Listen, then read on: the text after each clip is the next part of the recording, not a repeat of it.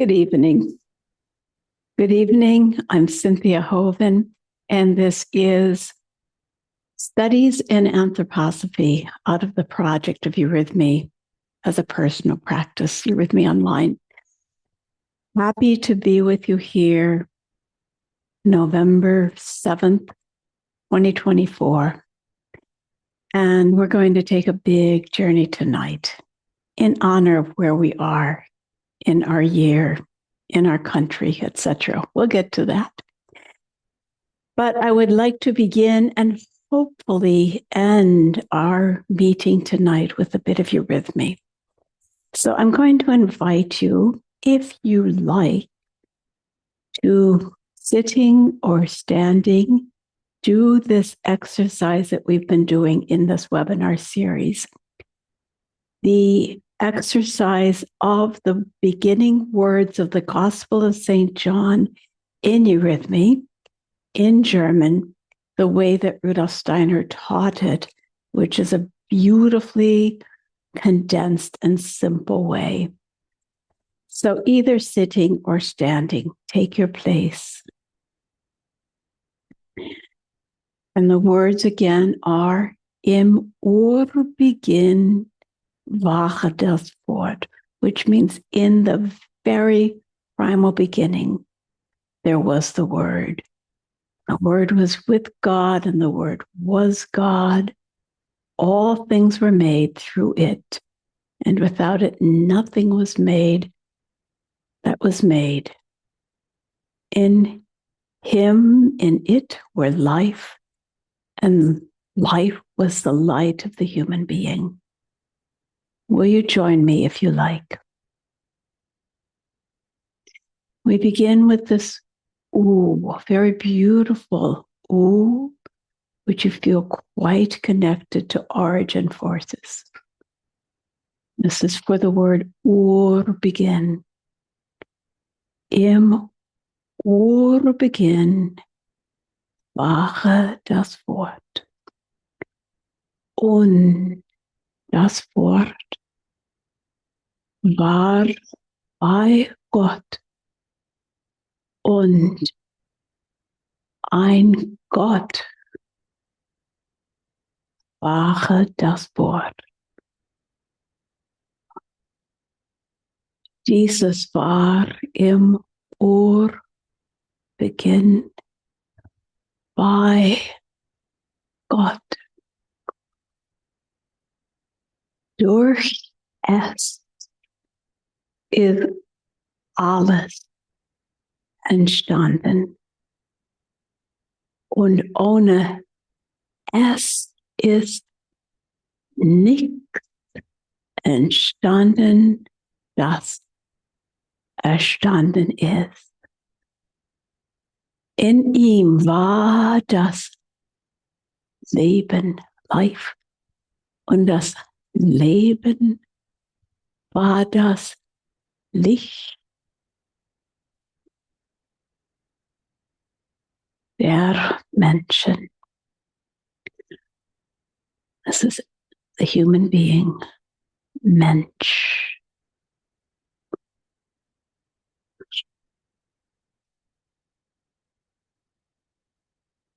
Thank you. Thank you.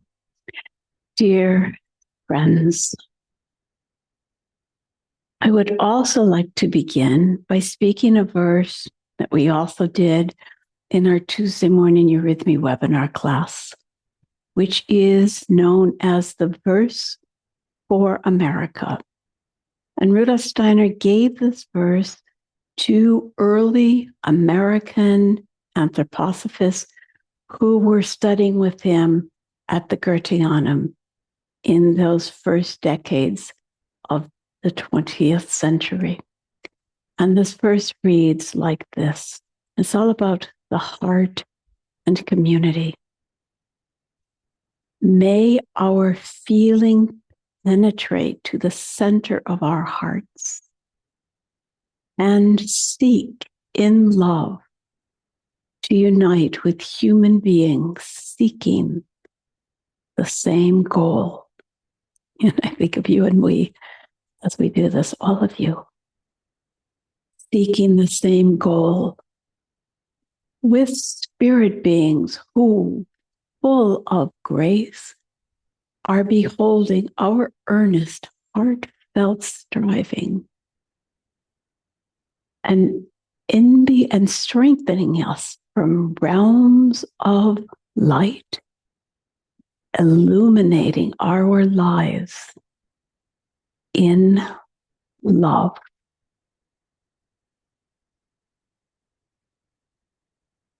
Yeah. Keep those words with us. Dear friends, the title for this series is What Does It Mean to Be a Human Being? And I'm focusing, as we know, this series really on what it means to individuate and what does it mean exactly in our time with the onslaught of artificial intelligence, with so many dehumanizing factors in our existence. And I'm looking at this also in relationship to the spirit of our age, the spirit of cosmic intelligence, the Archangel Michael. And you'll remember that we started this series back at the very end of September, the very first days of October, and we're carrying this theme of Michael, the fiery lord of light, one could say, all the way through until the end of December. Who is Michael? This being known to fight the dragon, being who beholds how we are stretched and spanned between nature and subnature.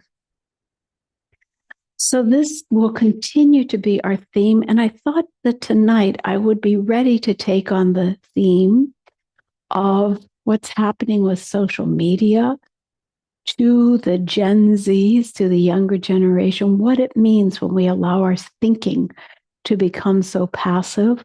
I've been looking at the studies on that, brain research, child development research, but I feel that I need to take a detour tonight, and we will get to that next week, and it's an extraordinarily rich topic.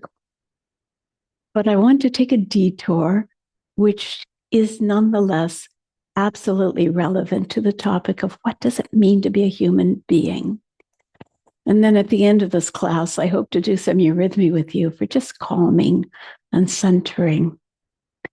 So friends, I doubt that there's anybody in our little community, I doubt that there's anyone in our country who isn't profoundly moved by the events of what happened this week. And I don't feel that I should just go on without trying to work on that with you from the perspective of anthroposophy and Michael work. This has significance for each one of us, for our country, for the world, for moving into the future that we hope to see and to build. You might or might not guess what my personal political choices are, but that's not the point, and I hope that I won't really reveal them. It might slip, but that's not my intention. But I do want to approach this topic from as global a perspective as possible. Friends, as is obvious to all of you, I am a fervent and committed student, focused student of anthroposophy, for I deeply experience Rudolf Steiner as the most significant initiate of our age. And with his his integrity, his self-discipline, his spiritual vision, very disciplined work, he was, of course, able to foresee the general picture of all that would come to pass in the years ahead through the course of the 20th century, the most violent century known so far, and the centuries that are yet to come. Also with the advent of the the Ahrimanic spirit into the earth, and so on. His life's work, as we know, was focused on giving to humanity a spiritual path for our modern mind, living in this materialistic consciousness soul age. We've been trying to understand this. It's got everything to do with what does it mean to be a human being. As you know, Steiner did not advocate that spiritual seekers would embark on any old path that didn't lead them completely free. This difficult task of claiming and developing our freedom is the task of our age, and it's not going to be easy. Every one of us, every individual seeker is exhorted not to believe in external authorities, including not to believe in Steiner, but rather to exercise, purify, clarify, discipline our own thinking. It's a path of consciousness. And I remember speaking with a new friend that I've made over the years, and this person in our early conversation said, well, humanity's been the same way forever.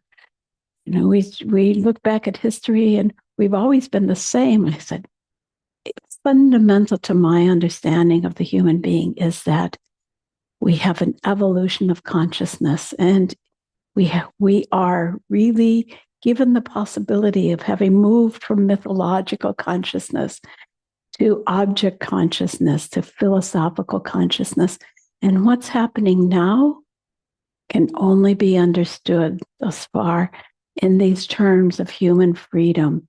And what is materialistic thinking? What is dead thinking? What is living thinking? And as we've talked about in these classes, it has everything to do with what happens after death. Ooh. So one we should observe as we look at our own thoughts, our values, our beliefs, we should look at where every thought, every point of view, opinion that we have, where it comes from in our own mind, and see if it's really a thought that we can experience the truth in, or is it just a wish? Is it just an opinion? Is it something that we have unconsciously assimilated out of our childhood, out of advertising, or, of course, out of political jargon, right? Now, of course, Rudolf Steiner's teachings themselves are so deep and so profound, and so, I would have to say, so unusual that it can be a real challenge for us to see whether they are true, because we have to grow our thinking really large to entertain his thoughts. But with respect to that, the modern mind developing our thinking, we must learn to identify and overcome our own prejudices. And with respect to anthroposophy, we must learn to face that work and all thinking with an open mind and question Rudolf Steiner as we question ourselves. So, as you know, and perhaps this is your way or perhaps not, how can I know? But you might read something by him and say, nonsense, or I don't get it. But then the task is to say, let's see if I can work with that. He's never led me astray yet. He might be wrong, but he's never led me astray. So let me see if it's something in my own prejudices. This turns out to be a wonderful and a completely challenging undertaking, and something that we grow with. And as I've been working with this for, I can't even believe it myself, 50 years, I find I just keep growing deeper and deeper in my understanding. So how do I, as a committed student of anthroposophy, understand this time in history. What's happening, what's going to happen? How do I understand this time in history? So, especially specifically with respect to this election and what's going on right now in the not always pleasant events. Many people that I know have said to me, they just want to stop thinking about politics at all at this point. Those might be those who are very disappointed in what turned out. You know, some people, they just say, I need to disconnect. It's too much. It's not what I wanted. And let me just live my life as well as I can. Disengage. Others, of course, might be really excited and say, I can't wait to see what we're able to build going forward. And of course, others may be fearful for economic grounds or fearful of a loss of personal rights. And I will tell the story of one man who I meet when I go for my walks in the morning. He is of Mexican descent, but he's been here. He's in his 50s now. He's been here probably for 50 years. His parents came to work in the fields here in California. And he himself grew up, got a passport. He's a citizen. He's been a citizen for decades. He went to school. He became a professional, worked for AT&T as a project manager, so really quite well educated. And he said he fears greatly for all people who look like Latinos, like he does. And he says he expects a time will come where he has to carry his passport with him at all times, because what can stop the police from asking someone who looks Latino if he's legitimately in the country? And there are things like that that I really don't like to anticipate. And as he said that to me, he began to cry and he said, it's like what happened to the Jewish people. So we don't like that, do we? And I don't think we can afford to turn away from that, to just say, I don't want to think about it. It's too painful. What are we going to do with our climate, et cetera, et cetera? I could speak for me, have to be strong enough to bear all of this. So friends, early in my life, when I first started being a eurythmist, when I did my training and my stage work, I did lose interest in current events and focused only on my enthusiasm for spiritual work. Have you ever been there? Question, I don't know. However, as I went deeper and deeper into the work, also as I sometimes began to work in the schools or worked in Waldorf teacher training, I learned that Rudolf Steiner really urged teachers to be citizens of their age so they could rightly meet the students. And that expanded to all of us. We should be citizens of our age and know what's going on with current events. We must be aware of them. And this point of view is included in all of his values, where we learn that we all carry profound responsibility for our work on the earth. Who else is going to do it? It's us. And when we are not incarnated, we are still engaged with this earth. But when we are incarnated, when we're living our life, we have an absolutely stern mandate to be involved in everything that's going on here, everything in our humanity. None of this is about our own personal welfare. It's about what's happening in this world, which was created for us, if you will. This time, it's not a time, this is not a lifetime in which we can or should withdraw to a monastery and just seek our own enlightenment, maybe for a brief time to learn to breathe again and deal with any angst we might have. No, this is a time not for personal peace, but for being really present in our age. And so I do, and I hope that you try to balance your social and your community awareness with your daily practices. I practice with eurythmy. I try to practice eurythmy and meditation and study anthroposophy every day. That's awakening. Although I too am not 100% effective in that. And I have to know that that's a weakness of my own will, but that's my goal and my focus every day. And I'm clear that as much as I try to be involved in social and political awareness, it's not my responsibility, or I don't take on the task of going into all the details, including the details of tariffs and trade and treaties and statistics and all of that. And I need to know the whole story. I also don't go into stories about brotherhoods and things, sacred brotherhoods that are secret brotherhoods working in the shadows and so on. But if I learn something soberly about them, I'll pay attention, but I don't get into the angst about all that.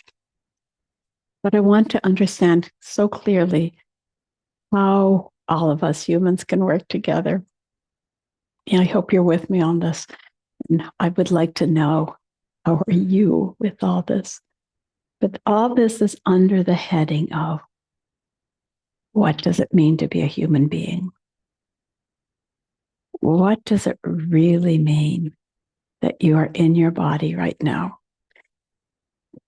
shaping your destiny, shaping your relationships, doing your work? And for me, this means I'm always stepping back. And when anything happens, I look for the bigger perspective. I hope you do too. Always look for the larger perspective, not out of superstition, but out of understanding. So, with respect to where we are right now, last night I went, our local anthroposophical society meets every week on Wednesday nights, and we have lectures or we have studies together. I'm so fortunate to live in a community where we do anthroposophical work weekly. And this was only one day after the election. And as we came together, it was as if the whole room was buzzing with a kind of anxiety. And our task for last night, predetermined, decided, was to study the Michael letters. And I've been working on these Michael letters to you. And so I want to do some of that work with you today because I find that most helpful. So this current webinar has been an opportunity for me to work with you a lot from this book, The Michael Mystery. And I'm going to take you through it again but this time I'm going to read quite a few quotes to you from this book. As I told you before, this book is comprised of about 32 essays that Rudolf Steiner was writing in the last 9 months of his life as he was on his deathbed. And apparently he wrote these essays sometimes twice a week, and he wrote them in the early morning before his day started. And then they were sent out in newsletters for the members so that they could consider them and talk about them together. So let me read and study them with you, because we're back to the study of evolution, the evolution of human consciousness and the birth of individuation. Are you with me? I hope so. Okay, consciousness. These lessons start with this paragraph. Prior to the 9th century, human beings had a different relationship to their thoughts than they had later on. Back to this theme of, have we been the same for all history? Prior to the 9th century, humans had a different relationship to their thoughts than they had later on. Prior, they did not feel that the thoughts that lived within their souls were their own product, but regarded them rather as gifts given them by the spiritual world. Even such thoughts as they entertained about what they perceived with their senses seemed to them to be revelations of the divine, conveyed to them by objects in the sense world. Thoughts, revelations of the divine, given to them by things in the sense world. A mountain is a revelation of the divine, a flower is a revelation, how a horse runs, and so on. Prior to the 9th century, every time we saw something, we understood it. Can you imagine this? In this condition, super sensible beings, says Steiner, were thought of as engaged in thinking and working on human beings. Can you imagine? And the super sensible beings were understood to be sending their thoughts into us as well. This is what, at that time, the human being experienced as their own soul. The awakening of a personal self happened because we felt we were being thought into. Can you imagine this? And really, to make these thoughts come alive, this whole talk tonight will make sense to you if you try to feel it. To be thought into. I'm just talking at you. You're getting words. How do you understand them, though? What is that process? To go on, then, in this first Michael essay, then comes a transition as people began to feel that they formed their own thoughts. And this became the predominant feature of soul life. Can you, this is the experience that we have. Try to figure something else, I think it. I form my own thought. I struggle to make my own understanding. And then in this first essay, Rudolf Steiner takes a little historical overview about the kind of thinking that was being done in the philosophy of those ages. And he said there were two kinds of thinkers. There were the so-called realists and the nominalists. And the nominalism has to do with the word name and realist with reality. And the realists felt that the thoughts and the words that they gave to things truly essentially really related to the spiritual essence of things. When you put something into words, that you actually could find the reality of a thing through that, because that's the way it always had been. As a gift from the spiritual world, you were really seeing reality. The nominalists approached it from the other direction. They said, no, what we are understanding is nothing more than symbol. You see what that does? And we can have that experience ourselves. Is what I'm seeing and thinking about, is that real, or is it just a shadow? Am I making it up? Is life real? What is reality? So before this, people thought that their experience of thoughts came into them from their gods. And they thought that a particular God was important to them, who was involved with thoughts. And then Rudolf Steiner says in a very precious sentence, we could call the name of this being who they thought gave them the thoughts, was responsible for intelligence, is a being that we can call Michael. So he's been carrying thoughts to us for a long, long time. And we see that in these two streams of the realists and the nominalists, we have a very important contrast between those who were loyal to Michael and said, we're going to find you in the thoughts no matter what. And others who said, no, the human being is free to form his or her own thoughts. Think about that. How does that feel? I want to be loyal. No, it's all an illusion. I've got to be honest about that. That was a nominalist. Now, Michael, we'll talk more about that in a minute. But now in our time, in the age of the consciousness soul, the time has come for, first of all, the nominalists were right. They were the forerunners of this whole time of history, which followed the ninth century, when the gods no longer thought into us. And now Michael is ready to take the next task. But going back to what Rudolf Steiner writes, in that earlier age, human beings who were related to Michael perceived him carrying on his activity in the realm of the spirit.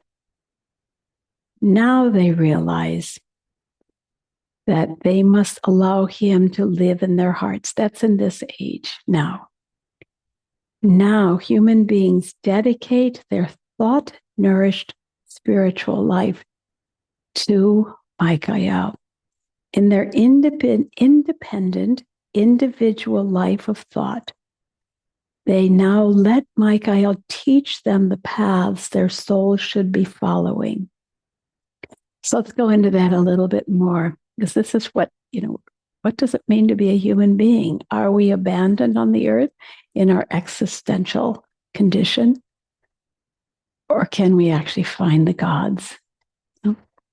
Those who served Michael, says Steiner, felt drawn to voluntary participation in the community of Michael upon re-entering earthly incarnation at the end of the 19th century. If you've been following these talks, hope you have, you remember that we spoke about how Michael, anticipating the crisis of our time, created a mystery school in the spiritual world, which lasted for several centuries. And it was open to anyone spiritually, any human who wanted to, so to speak, attend, and gave humans a prevision of what was to come, and said, I hope you'll find this work. You'll find that I'm there for you when you come into your next incarnation. And thought, the human being will be able to enter a new relationship to thought, beginning with the end of Kali Yuga and the beginning of the Michael age, 1879 and 1899. Perhaps you have questions about that if you haven't studied this before. But with those two landmark times, 1879 and 1899, everything has changed. And so Michael had this cosmic school, a reality for most of us. And we came into the earth, and Steiner says those who served Michael felt drawn to take part in that school and then to find him again when they entered this life. And begin the Michael age begins at that period. And now we can project our thoughts into the spiritual realms in a completely new way. What does that mean? Once again, we've been talking about that in the weeks up to now. So let me remind you, we've been talking about it in many ways. And I've got more sentences here. But the etheric body has become as dense as it's become very, very dense. It will become more dense, but it is becoming increasingly dense, and the etheric body has been increasingly identified with the etheric body. Now it's time for the etheric body to be loosened again and enlivened in a new way. Are you with me? Your life body has now been, if you will, blessed and changed and loosened, if we can find the way to do that, if we can practice ways of living consciousness, living thinking, living presencing, and not just live lives of festivity in front of the computer. If we can engage our inner life with our meditation and study and eurythmy and art, and yes. So because of that, we are able to find a relationship to living thinking. And now in this is where Michael is living, as I've said before, in the spiritual realm immediately adjacent to the physical world. Remember, Michael will not violate our own independence and freedom by invading our physical realm, telling us what to do. He's standing back and saying, come find me. Come find me. I'm right here. Find me. But I won't come down to your realm. You've got to make the effort. And then says Steiner, Michael, now, and this is such a wonderful sentence, frees thoughts. Frees our thinking from their restriction to the head region and opens a way for thoughts now to live in our heart. He sets inner enthusiasm glowing, enabling humans to give themselves in soul devotion that everything that can be experienced in the life of thoughts. Now, let's ask ourselves,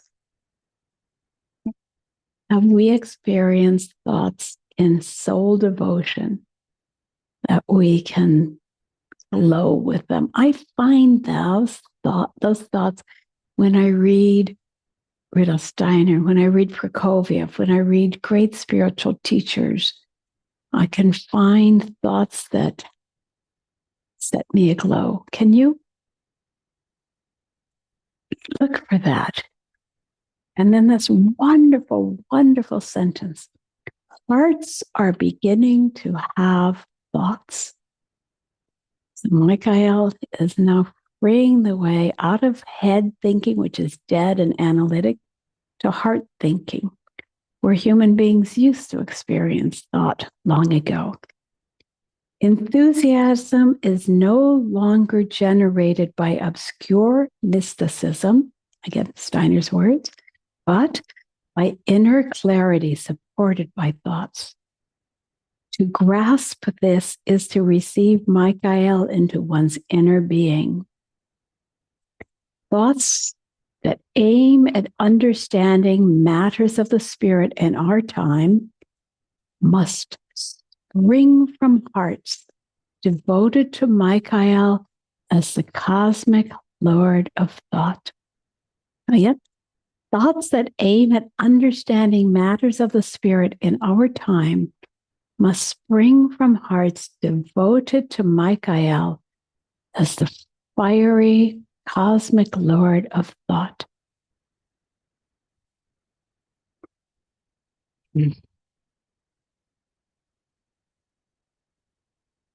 Make a note of that if you have questions, if you need something written and read again, if you need to go deeper with that. Yeah, I will make space for conversation later on, but I'm trying very much to take you on a journey with this. And I'll continue. But do write questions if you have them, or make a note of them on your own pencil pad and come back to them later. So then continuing to the next essay that Steiner writes, or the third essay. It's called Man's, or the Human Soul State, the state of our soul prior to the beginning of the Michael Age. So before 1879, in that period, intellectual activity predominated while our attention was focused on the senses. Are you with me? Are you vigorous? I'm challenging all of us as we go through this to think, what's the difference between living thinking and dead thinking? And what kind of thinking can understand machines, etc.? I'm going to try to take you with me on this. Reading Steiner first. The forming of thoughts is not intrinsically a development in the direction of materialism.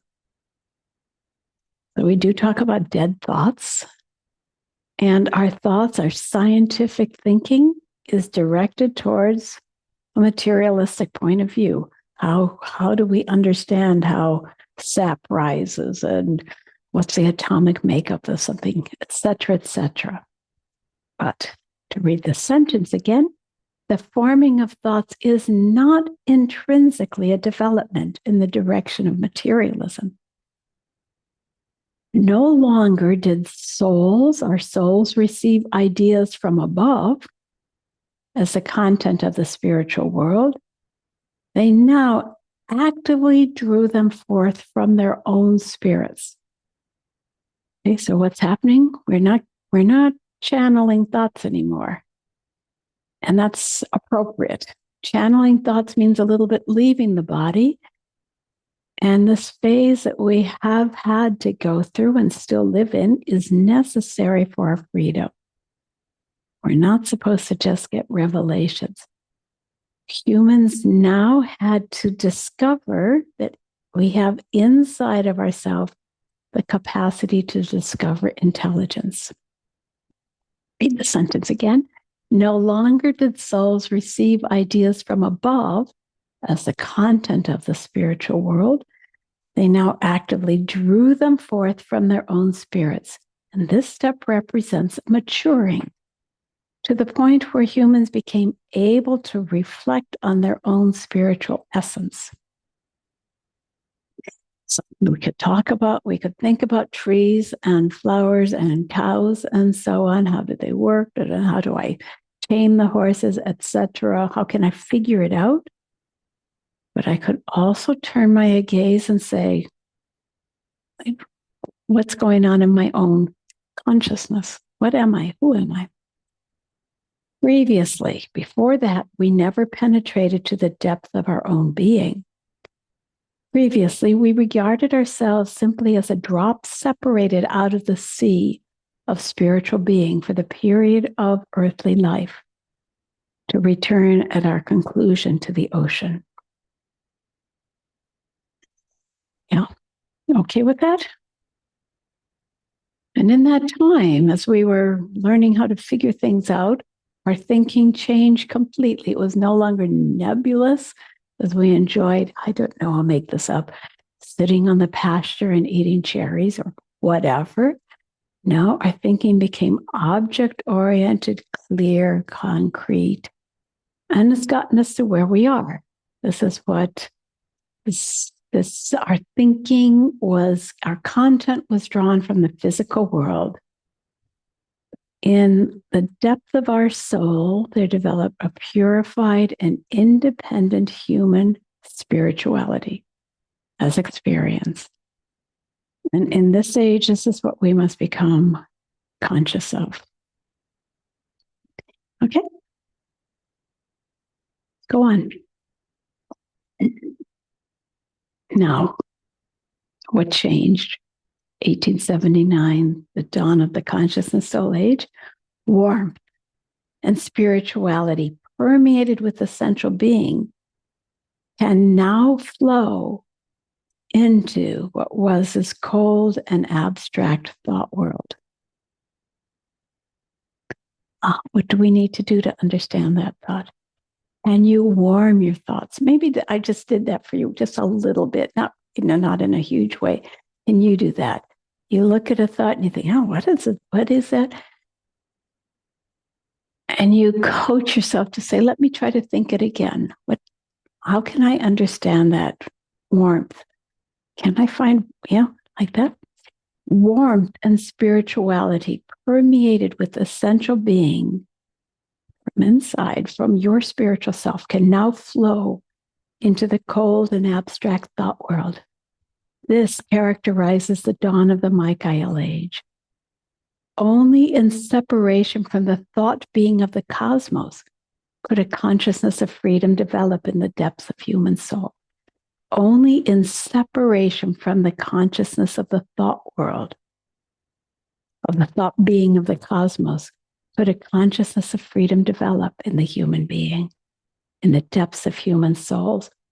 What had its origin in the heights had to be discovered anew from out of the depths.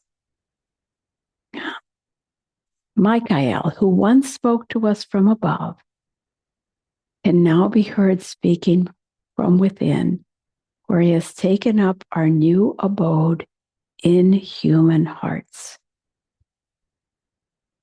Again, quoting Steiner, the sun element absorbed for so long only from the cosmos begins shining inside the human soul itself. Let's break that down for a second. For a long time, our whole being was just responsive and obedient to the laws, just like animals are responsive, or in a similar way to animals. Now, Spirit Son will live in us. It's like the birth of a completely new being. People will learn to speak of an inner sun. This will not cause humans to feel less a being of the earth in our life between birth and death, but we will know ourselves to be sun-guided on our earthly course. I love this. I hope you do too, because it gives such courage and intention to what it means to be a human being. We are sun-guided. If we look at that, if we are still at this free consciousness where we're just looking for rational answers, for power, for self-gain, for control, for whatever, we're not sun-guided. This whole evolution into the future to listen to what is divine in us, it only comes out of effort. Yeah. So let's keep going. From there, Steiner goes on to talk about how in our time, thoughts have matured. In our time, thoughts have matured through our practicing them in the physical world. This thinking was mediated to us by the senses and coming through the intellectual age, which means that our thoughts matured by being disciplined and trained and formed by what comes into us through the senses. This is dead thinking. Dead thinking is a very passive process. Analytical, just looking at cause and effect as the only lawfulness of reality. And that ends us to us thinking of the human being as a machine, and results in the basic fundamental perspective of the natural scientific outlook. And then, if you have been studying some anthroposophy, you know that Rudolf Steiner says we actually have to look for living thinking. And do you puzzle about what living thinking is? What is living thinking? We'll look at that more someday. But he goes, it is Michael's mission to bring into human etheric bodies, there we go, our life bodies, into our etheric bodies the forces whereby our shadowy or dead thoughts are re-enlivened. We have to think about that, don't we? Soul spiritual beings of the world beyond the senses will be inclined to pay attention to our thoughts when they start living in the spiritual world. In our new freedom, humans will be able to live in this etheric element and experience thoughts as they were once lived in by humans of old, who were merely reflections of the spiritual beings above them. I can't believe we're going to keep going. We have some more thoughts tonight, and I hope you're not overwhelmed. Yeah. I find it so inspiring, though. I spent my whole day working on this, so I hope you're still with me for a little bit longer. Yep.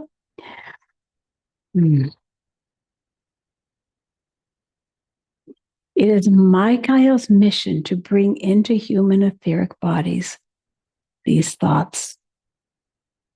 So from here, in the Michael Mystery book, Steiner goes into a whole series of fascinating essays to talk about the real dilemma of our time.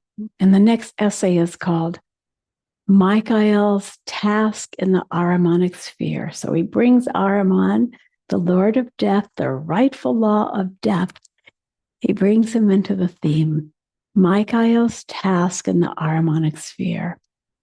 The next one, or a next one, he does many more, but Michael's experiences in the fulfilling of his own cosmic mission. So Michael has despaired at us. Steiner says in one place, Michael could see how so much wisdom was just falling away from him. And he always thought the best thing, at least, Ahriman hasn't yet managed to control the process of birth so that when people are born, they're born at a natural, rightful time in alignment with the way the stars needed to be at their birth. Well, that might have been true in 1924, but it's not anymore. We have also broken that boundary. Goes on. The human future in Michael's activity. Then he goes on to speak of how all this is connected with Christ. Michael, known as the countenance, the face, the representative of Christ. And we've talked about this before.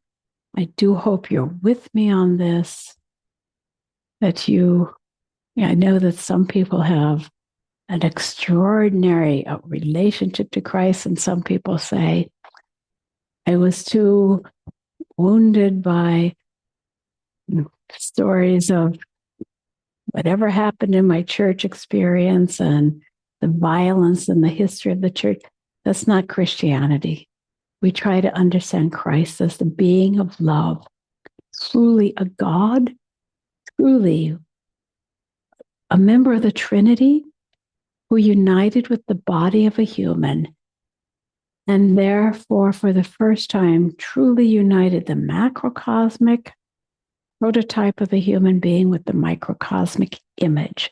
The prototype and the image, we humans are made in the image of God. And then he speaks about, again, this is all about Michael and Christ. Michael saw Christ from the spiritual world, from this, was illuminating the sun with light, left the sun and went all the way into the deep, distant microcosm of the earth. And Michael said, if he left, I can't just hold on to cosmic thoughts as my own affair anymore. That's not fair. Humans have got Christ. I've got to give them the intelligence. That's a big thought. But essentially, Steiner gives that to us as a big picture. He said, I will release my control of thinking, of intelligence. onto the earth. So that's a thought to meditate. What does it mean? He released it. But he gave intelligence to all human beings so that we can find out everything out of our own selves. And then in the process, he himself took up a new dwelling in human hearts. So this is a deeply esoteric thought. Beautiful. And then Steiner goes on and speaks of the human being's Michael Christ experience.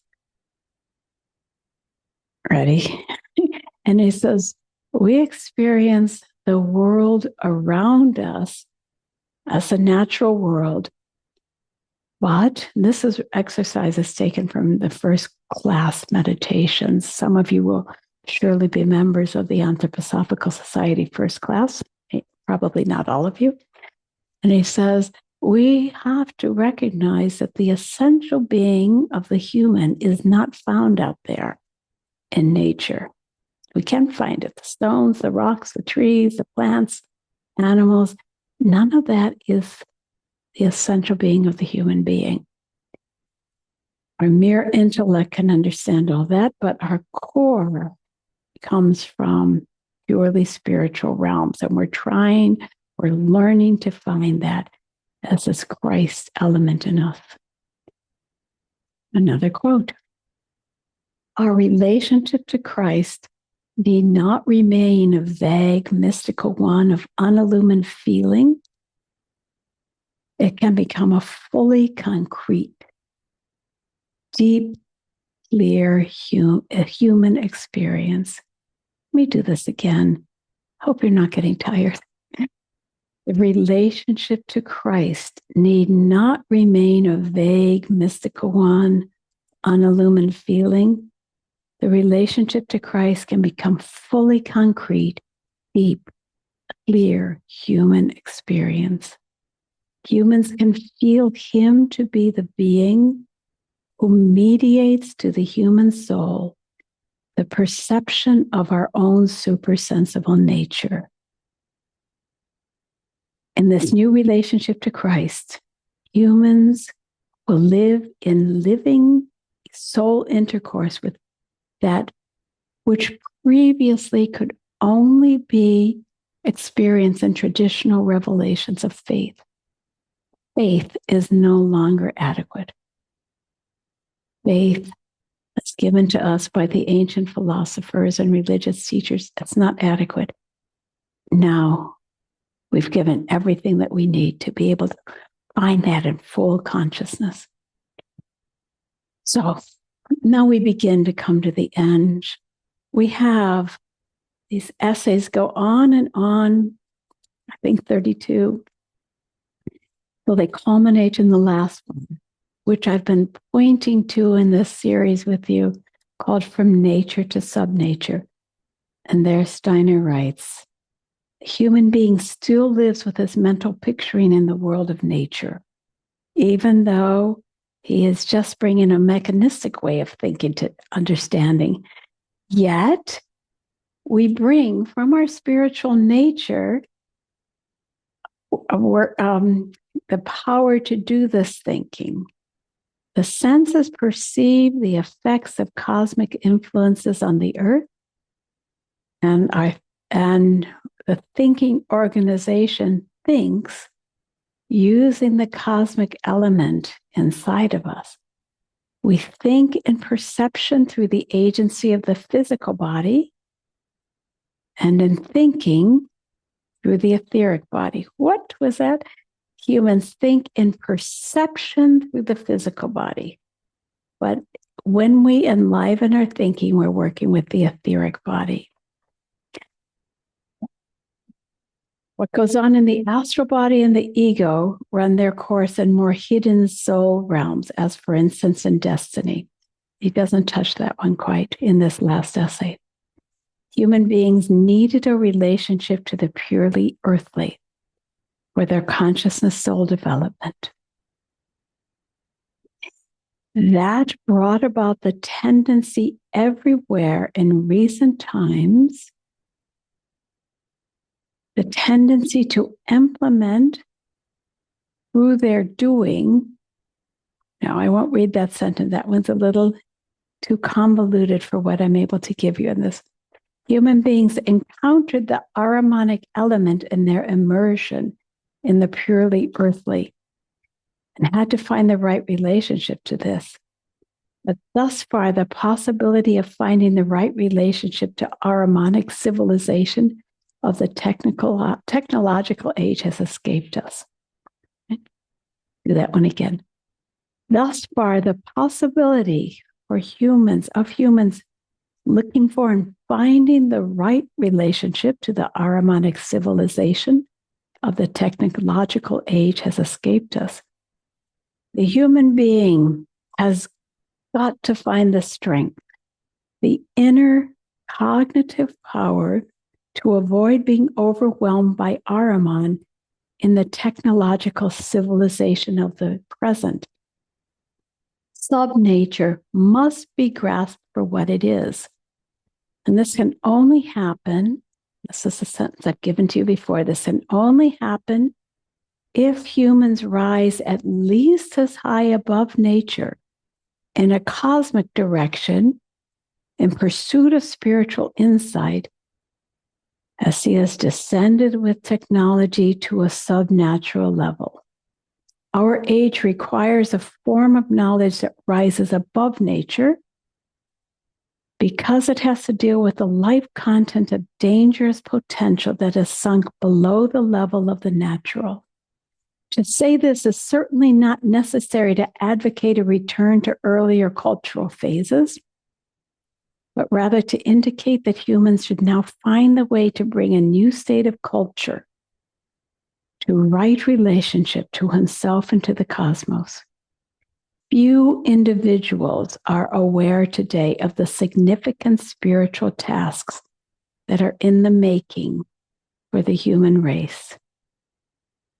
Electricity, which was hailed at the time of its discovery as a soul of the natural world, the soul, must be recognized as a force that leads from nature to subnature. Humans must not let themselves be dragged down by that.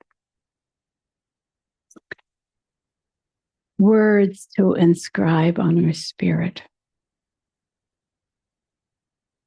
I'm bringing this to the end now. I am moved to the depths of my soul. I am moved when I then read that our earth is dying. Geologically, it's crumbling. The earth is entropy, dying. But then what is our earth? Just like a plant dies and becomes a seed for the future, this earth actually is a seed for the cosmos, a revivifying element within this dying macrocosm. A new macrocosm will develop from this earth, which some people consider just a grain of dust. A new macrocosm, earth will arrive from this as the old one falls into dissolution. Just as a whole large plant grows up out of a spatially insignificant one after the old plant has fallen into decay. To see the earth as everywhere, a world in germination, is to see it truly. Isn't that a wonderful sentence? Even with the climate catastrophes, even if we see all the things around us, the essential element, not the dying element, not dying thinking, not violence, not all of that. The essential element is germinating life. And then we go on to recognize that we are supposed to already be creating this seed for the future. But then, shockingly, Rudolf Steiner says, actually, we're not doing our rightful work now. We're running on deficit. And he says, actually, we should be sending positive creative forces into the future. But now we're not doing it well enough. And now the animals have had to take on part of our cosmic force now. We owe a cosmic debt to the cosmos and now to the animals. It's a big thought, and that's a whole nother topic. Okay, friends, all this was a deep dive. And I introduced this by saying, this is what I want to do.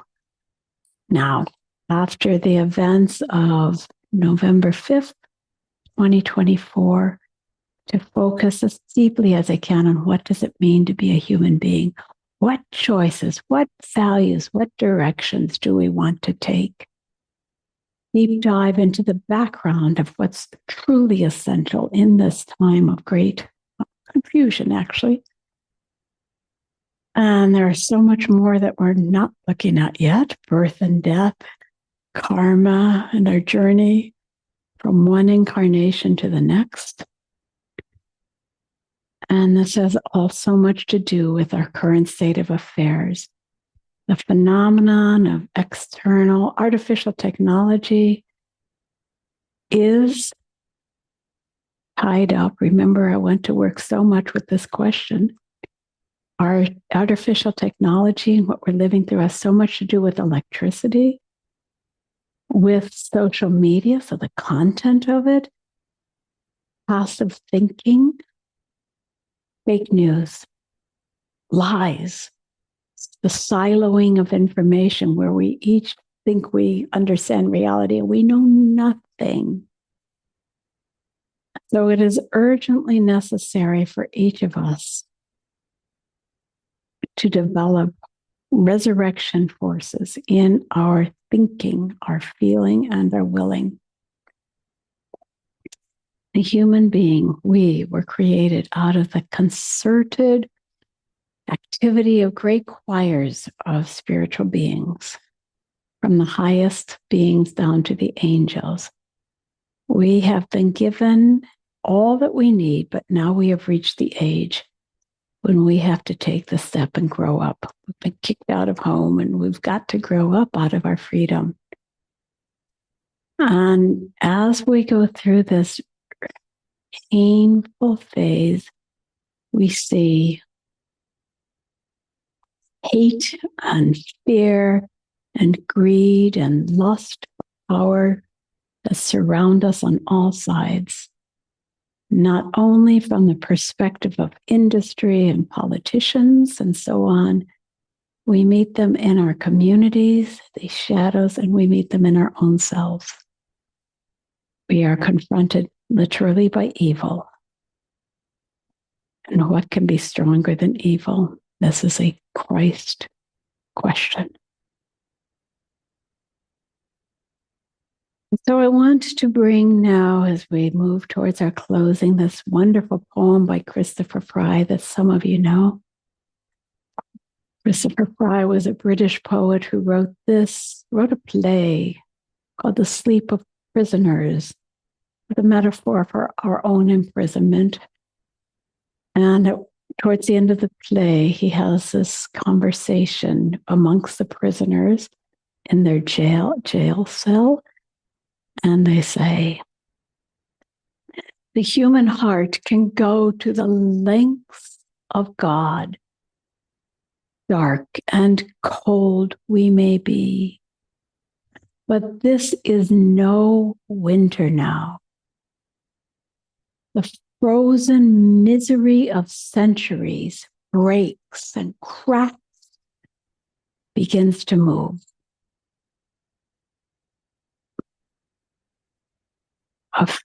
No. Did I leave something out? Let me try again. The human heart can go to the lengths of God. Dark and cold we may be, but this is no winter now. The thaw, the flood, the upstart spring. Thank God our time is now, when wrong comes up to face us everywhere, never to leave us till we take the longest stride of soul men ever took. Affairs are now soul size.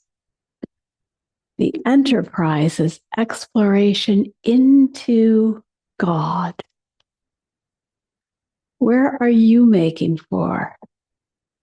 It takes so many thousand years to wake.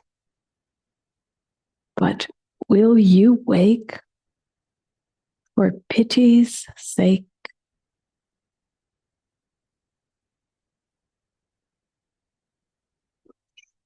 An immense poem, isn't it? Truly immense. Yes. This was a powerful presentation this evening. I do fervently hope that you are able to travel it with me. I would like to invite you to join me in the Hallelujah, a tiny warm up, and then the Hallelujah together. And then I'd like to read to you this other excerpt from Rudolf Steiner and see if there are any questions. And we won't go too late tonight, but let's see what we have. Eurythmy, truly a gift to us to literally practice the etheric body. None of the arts do it in the same way, but they all have their value. Especially, I have an especial appreciation for the time arts, the arts of music and the arts of speech.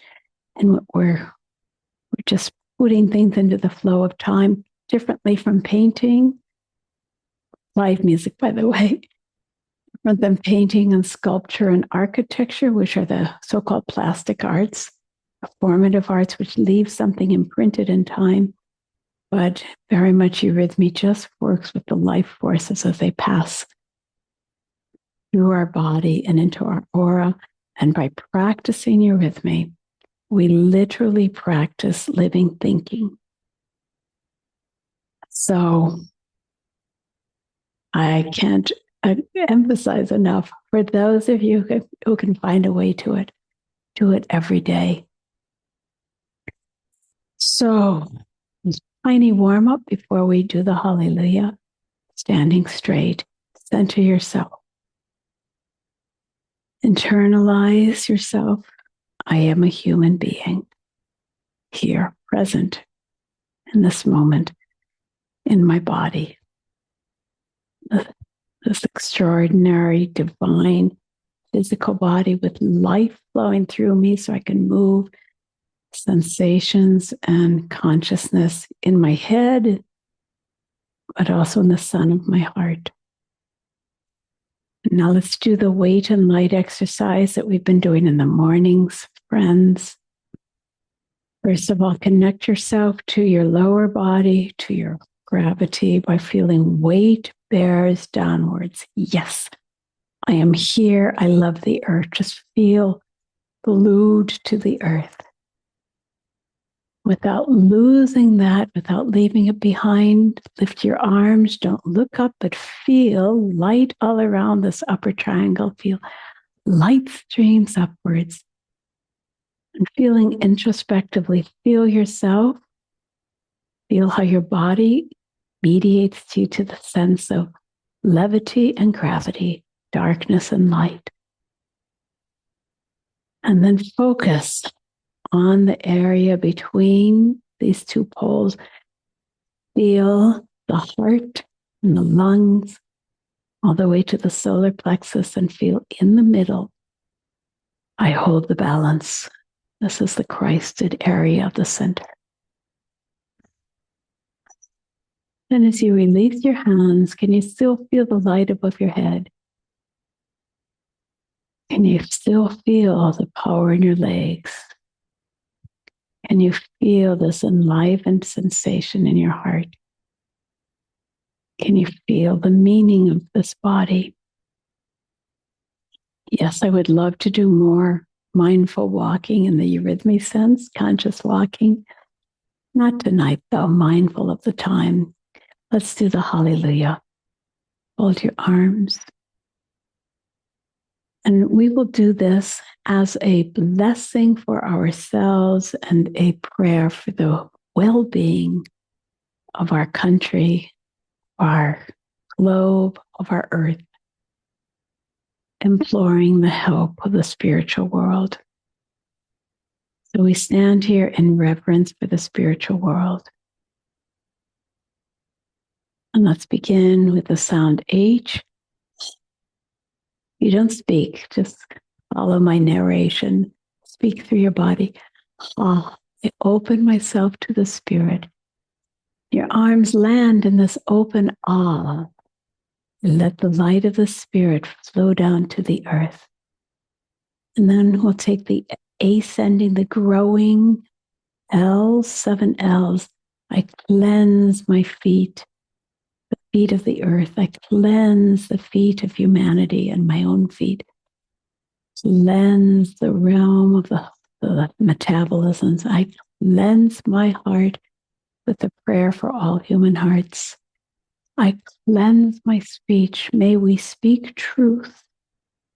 I cleanse my thinking. May I think accurately in light. Cleanse my whole being from my head to my feet. We're halfway through the word, and in the word then comes this A.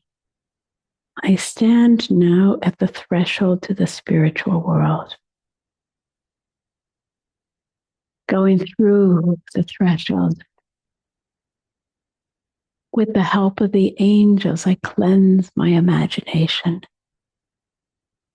L again, with the help of the archangels, I cleanse my spiritual hearing.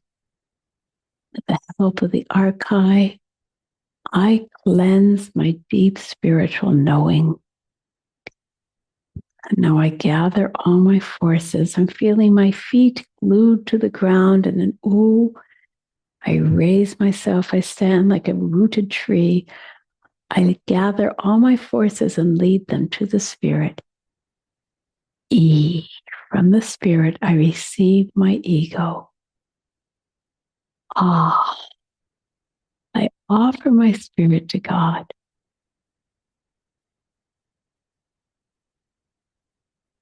And the breath of the spirit returns me to myself.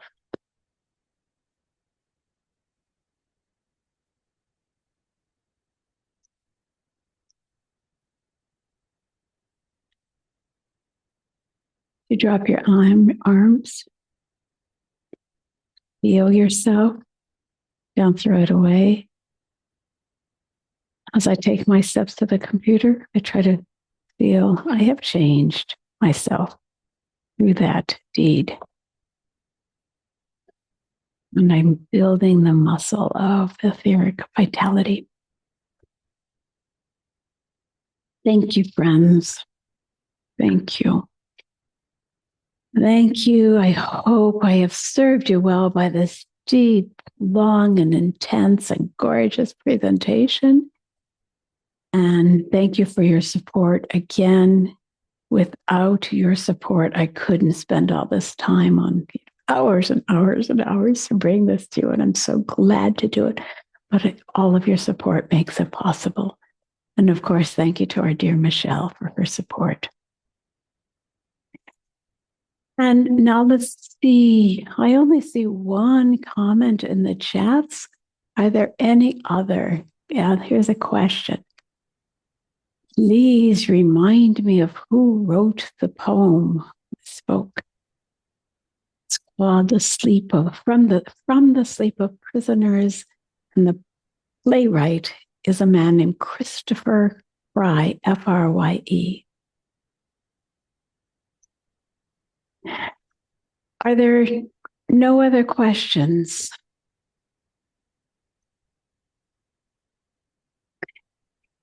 And Michelle and I will allow you to unmute if you would like to do that. And then you can raise your hand if you see that on your screen.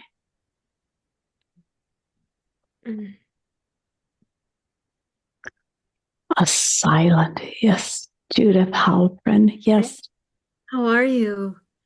This has been so intense and so beautiful, and so I have to tell you honestly that I was in tears for some of it because it was so deeply, deeply felt, and I'm so deeply grateful for your sharing as you have and always do.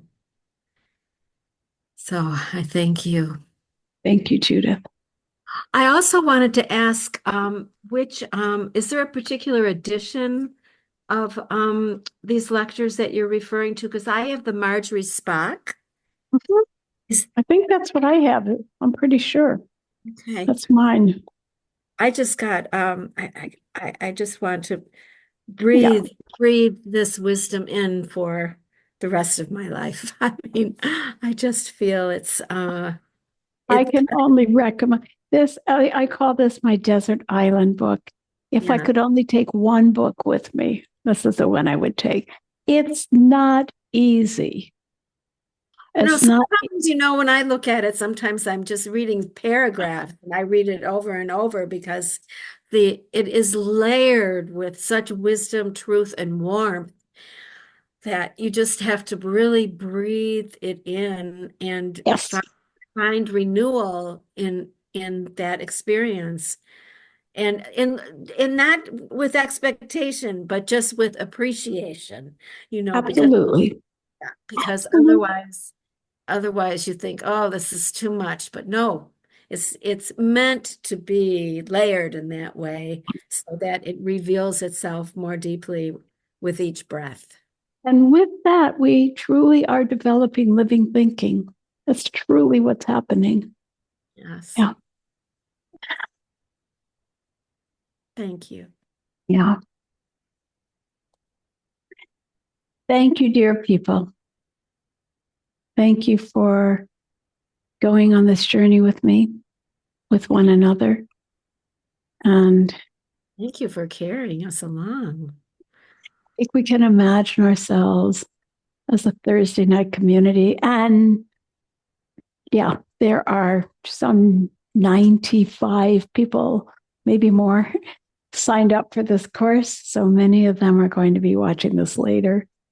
So we are a community of explorers. What does it mean to be a human being? Yes. Thank you so much, everybody. Good night to you from here in California. And Night to you from here in Michigan. Thank you. Thank excellent. you so much. Good night. Good Thank night, you. Cynthia. Good night.